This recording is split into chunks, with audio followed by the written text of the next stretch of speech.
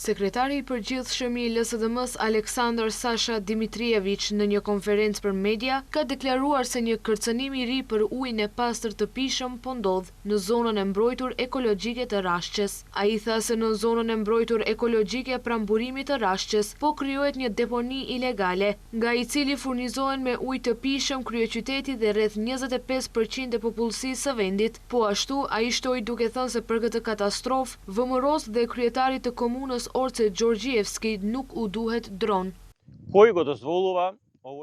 Kush ka lejuar që një deponi e tillë ilegale të krijohet pranë burimit nga i cili furnizohet me ujë 1/4 e qytetarëve të vendit? Kjo është një kërcënim i drejtpërdrejtë për ujin e pishëm dhe për shëndetin e qytetarëve. Nga LSDM-ja theksuan se për më shumë se një muaj mbi 50 vend banime përfshirë edhe Gostivarin po përballen me ujë të pishëm të pasigurt dhe të ndotur. Ndërkohë, Dimitrijević u drejtoi pyetje qeverisë dhe autoriteteve lokale se kush po e lejon këtë gjenocid ekologjik dhe se kush garanton se uji i pishëm në Shkup është aktualisht i sigurt.